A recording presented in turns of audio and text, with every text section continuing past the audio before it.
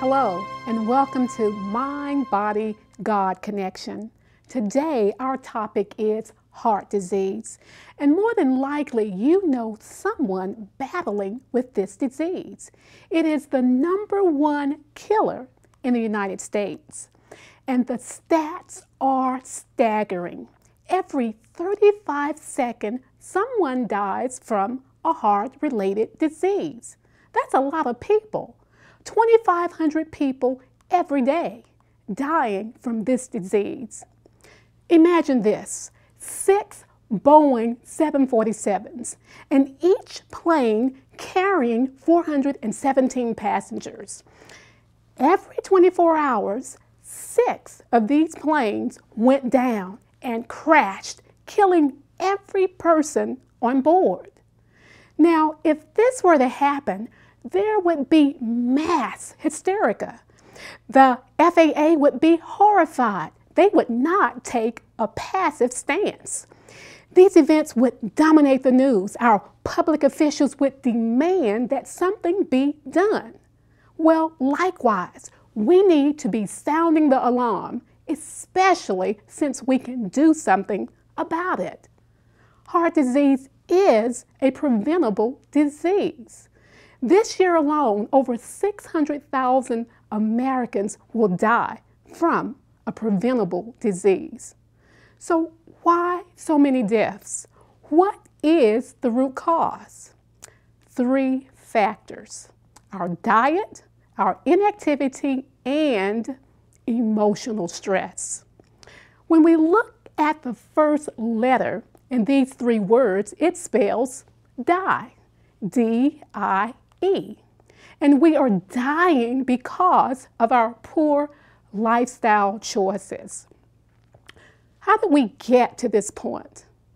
When we look back at God's original plan, we know that this was not his intention. Back in the Garden of Eden with Adam and Eve, they ate a healthy diet. They exercised and were stress-free. Their diet was plant-based, and they had a variety of foods to choose from. They got plenty of exercise.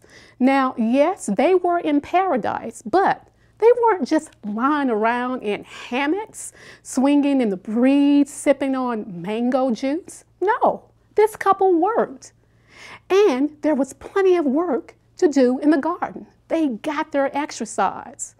Well, you might say, okay, they ate right, they got their exercise, but there was no stress in the garden. Well, you're right. There was no stress until they were put out. And even then, they learned to trust God and lowered their stress levels. Now, let's fast forward to today, the 21st century. Our diets are high in fat, sugar, and highly processed. Exercise? Who has time? And stress dominates the day. We're all stressed out.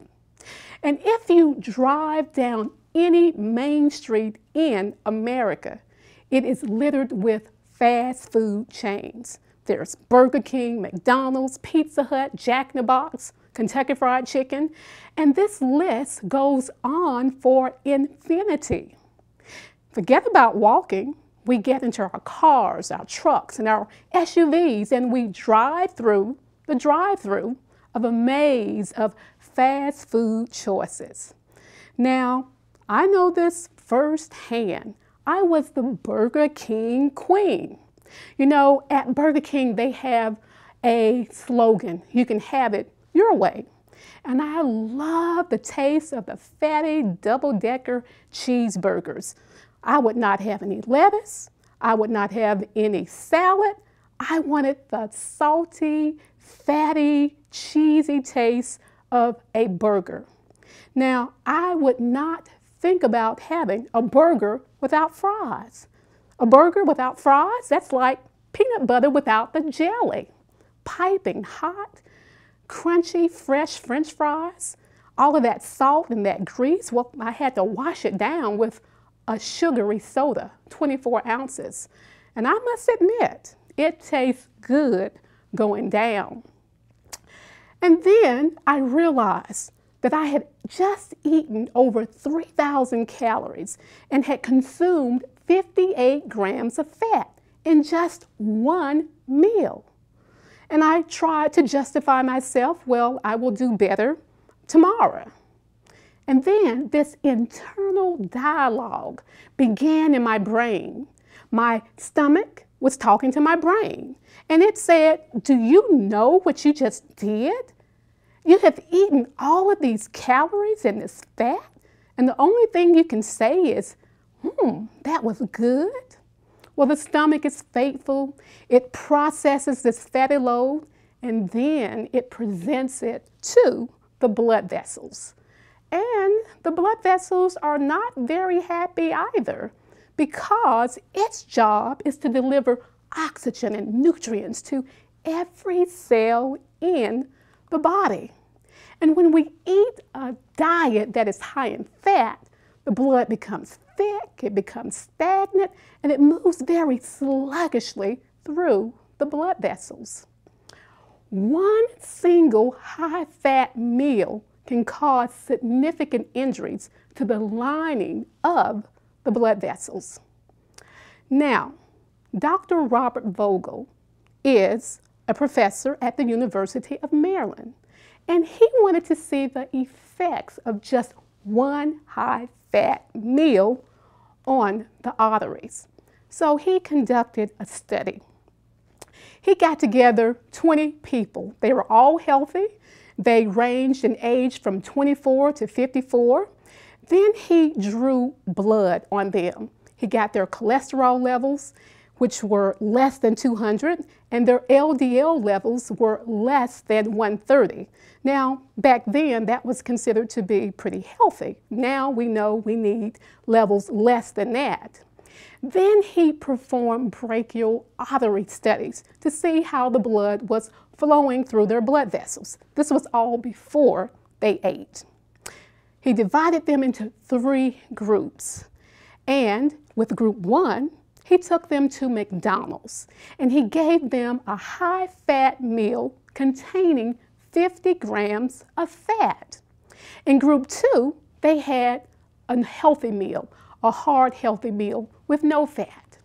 And in group 3, they received the same fatty meal as group 1, but the difference was that after they ate, he gave them supplements, antioxidants containing vitamin C and vitamin E. Well, they chowed down on this meal and went back to the laboratory, had their blood drawn again, and they had intervals of blood flow measured. They measured their blood flow over intervals up to 6 hours. And this is what he found. In group 1, from just one single fatty meal, triglyceride levels were elevated. And then 2 hours later, in this group, their blood vessels had not returned to full dilation. It took nearly 6 hours before full dilation returned. And this was with just one fatty meal. Now, let's be for real. Who on the standard American diet eats just one fatty meal a day? Truth be known, we don't. Now, group 2, the low-fat diet. Well, as expected, they showed no impairment. Their blood vessels were fine. And in group 3, those supplemented with the antioxidants after eating that high-fat meal, well, the results for this group were rather surprising. They were able to maintain full dilation of their blood vessels. Now, before you jump to the conclusion and say, wow, I can eat all the fat that I want just as long as I supplement with antioxidants? No, this is not the case, because the safety of supplementation with antioxidants, with the antioxidant vitamin E, is in question. Now, we know that vitamin E protects the blood vessels and it prevents the buildup of plaque. But vitamin E supplements have not been carefully investigated, and there is some research that suggests possible bad effects. So, what do? It is best to eat a diet that is low in fat and high in natural occurring food-based antioxidants. Now, we know that a poor diet is one of the leading causes of heart disease. And our standard American diet, as I said, is high in fat, sugar, and refined foods. It is sad.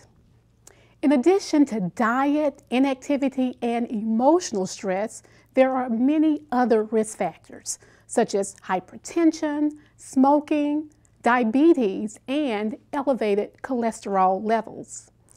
Let's look at 3 individuals who had one or more of these risk factors: Barbara, Jason, and James.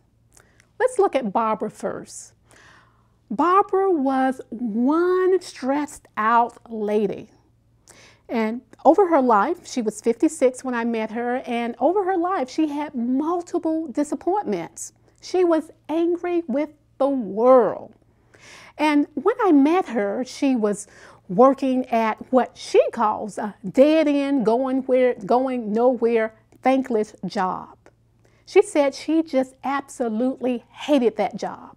She was hostile, she was angry, and she had truckloads of bitterness. She had many risk factors. She was overweight by 70 pounds. Her diet was high in saturated fats. She had high blood pressure, was currently on 3 blood pressure medications, and her doctor said that at her next visit, if her blood pressure did not go down, he was going to add medication number 4. And she was severely stressed. Her stress factors: the job, finances, bad relationships, and Barbara would hold a grudge forever. She knows her risk factors and that she is a high risk for a stroke. Well, I describe Barbara as a hot firecracker on the 4th of July, just waiting to explode. And when she does, the greatest brunt will be on her heart. Now, when we look at Barbara's risk factors, they are blaring. It's obvious that she is a candidate for heart disease. But there are other people who on the surface appear to be the picture of health. They eat right, they exercise, and this was the case of James. Remember James Fix? He was the running guru back in the 70s and 80s. He is the author of the best-selling book, The Complete Book on Running. And this book was a blockbuster. It spent 11 weeks as the #1 seller, and he sold millions of copies. Many people are now running because of him. Well, one day, while jogging, he dropped dead, a massive heart attack. And this guy appeared to be the picture of health. He ate right, he got plenty of exercise. In fact, he ran 10 miles a day. James died at the age of 52 from a massive heart attack. Before taking up jogging, he had a poor lifestyle. He had poor choices. He was overweight by 60 pounds. He smoked 2 packs of cigarettes a day. He was on a lousy diet and had tremendous stress. Well, he did eliminate all of these risk factors except for one: stress. And his autopsy showed that his arteries were severely clogged. Family members and friends said after his death that he had just gone through a second divorce and he lived a very stressful life. His risk factor: stress. Stress is bad on the heart, just as bad on the heart as a high-fat diet. We know that When we eat foods high in fat, it increases our triglyceride levels and our cholesterol levels. But the flip side is that you can be a vegan vegetarian and still have heart disease. Our body produces cholesterol. 70% of the body's cholesterol comes from the liver. We produce it. We don't have to eat it because we're producing it. And when we are stressed, stress releases the stress hormones, adrenaline, and cortisol. And these hormones, over a period of time, cause damage to the lining of the arteries. Stress also triggers the release of cholesterol from the liver to the body, and then it builds up in the arteries as plaque. Now, let's take a look at Jason. Jason is in a category all by himself. He's a special guy. He likes to be in control of everybody, at work, at home, and even at social events. Jason is an excellent businessman, but he is a walking disaster when it comes to making lifestyle choices, and he has all of the risk factors. Jason is angry, he's overweight, he loves to eat, he smokes, and he's not active. He has severe emotional stress, high cholesterol levels, and also he is a diabetic. Now, when it comes to business, no one can wheel and deal like Jason, and he thrived on the adrenaline rush. Well, one evening he was closing a big deal and he stood up to shake his client's hand, and then he clutched his chest. Jason was having a heart attack. Fortunately for him, he was rushed to the hospital and stabilized. So what can we learn from Barbara, James, and Jason? Lifestyle. Their lifestyle played a major role. Their diet, lack of exercise, and stress. These factors cause injuries to the blood vessels. And when the blood vessels or any cell in the body is damaged, it triggers inflammation. And inflammation causes an immune response. In 2002, Time magazine top story was The Secret Killer. And it talked about how inflammation in the immune system can cause a variety of diseases, heart disease being one.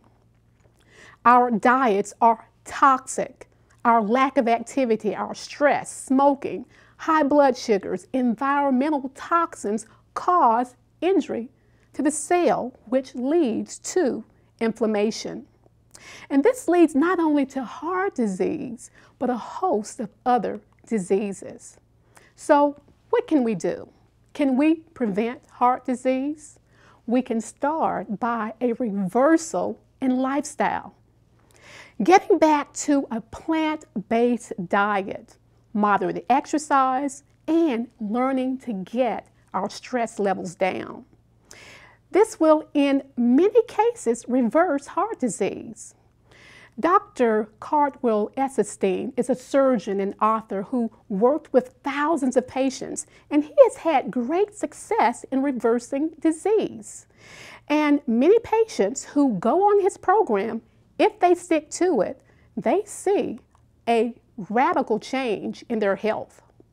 In his book, Prevent and Reverse Heart Disease, he states, quote, "I believe that coronary artery disease is preventable, and that even after it is underway, its progress can be stopped, its insidious effects reversed.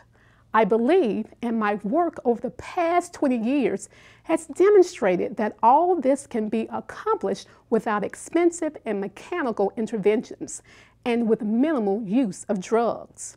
The key lies in nutrition, specifically in abandoning the toxic American diet and maintaining cholesterol levels well below those historically recommended by health policy experts." Dr. Esselstyn advocates a plant-based diet, the diet that God gave us in the beginning. No meat, no dairy, no milk, and no cheese. A plant-based diet is low in saturated fats and the first step in a healthy heart.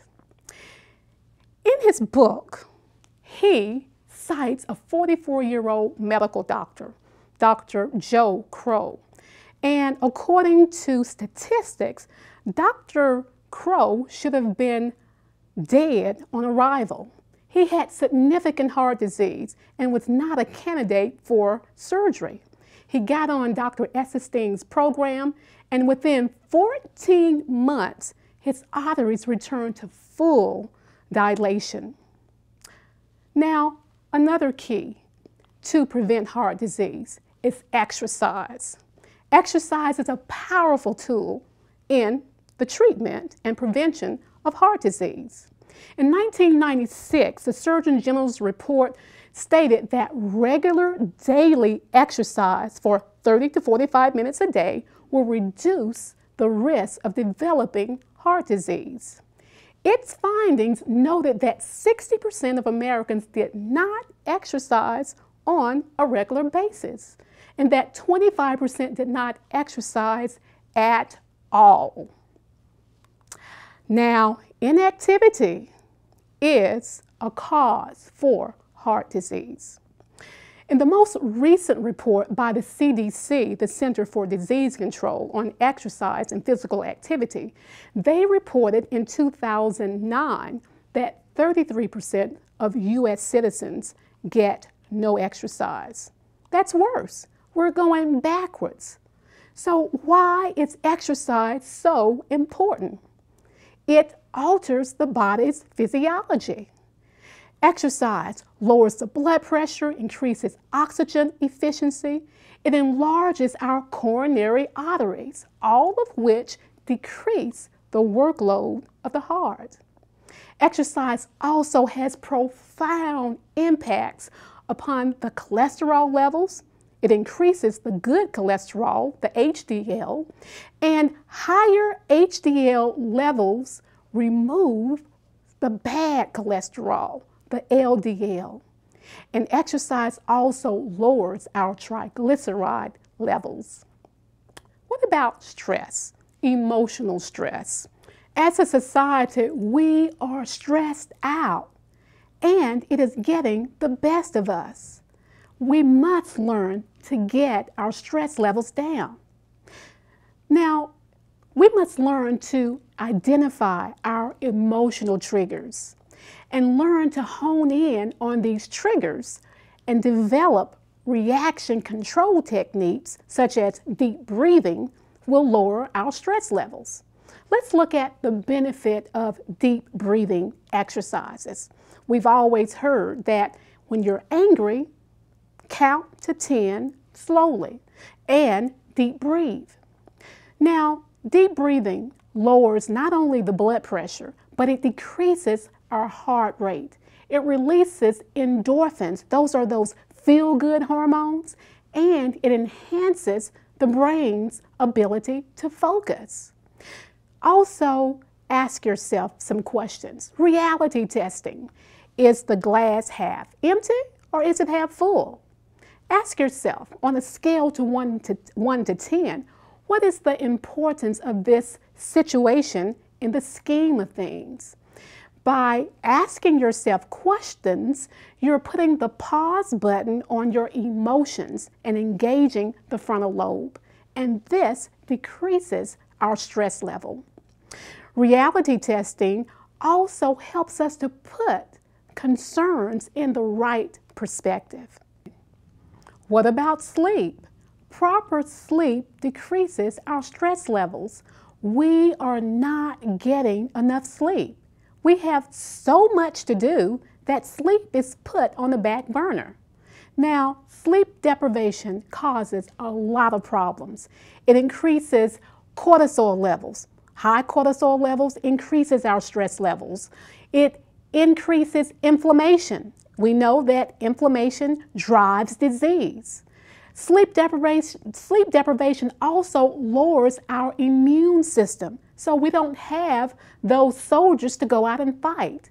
And sleep deprivation also causes a host of other medical problems. So how can we prepare our bodies to have better sleep? Avoid stimulants such as tea, caffeine, nicotine, alcohol, and certain foods. When it's time to go to bed, have a dark room and no stimulating activities, no arguments, no TV, no exercise. And it is best to get to bed 2 hours before midnight. Also, trust. Trust in God. In Proverbs 3:5-6, the Bible says, "Trust in the Lord with all of your heart and lean not unto your own understanding. In all of thy ways acknowledge him, and he will direct your path." The only person that we can totally depend upon in this world is God. His promises are true, and he will not let us down. A trusting relationship with God frees the mind from burdens, from doubts and fears, and it decreases our stress levels. Sunshine. Studies show that low vitamin D levels increase the risk for the development of heart disease. A large study was done on Finnish women ages 30 and older, and it showed that those who had low vitamin D levels had a greater chance of developing heart disease. So we need to get out and get some sun. Can we prevent heart disease? Yes, we can. It's up to you. I encourage you to take this challenge. Start now. Review your diet, your activity levels, and know your numbers, your blood pressure, your cholesterol levels, and your weight. Are you ready for the challenge? Take the challenge. Let's start. Until next time, remember, it is in Him, the Creator God, we live and move. Is there a connection between what we think and how we feel? Does the mind talk to the body and the body to the mind? Does this communication affect our spiritual walk? In her new book, Mind, Body, God Connection, Darlene D. Hall explores the links between the mind and the body and its development of disease. Mind, Body, God Connection is available at Barnes & Noble, on Amazon.com, and Christian bookstores nationwide. Mind, Body, God Connection by Darlene D. Hall.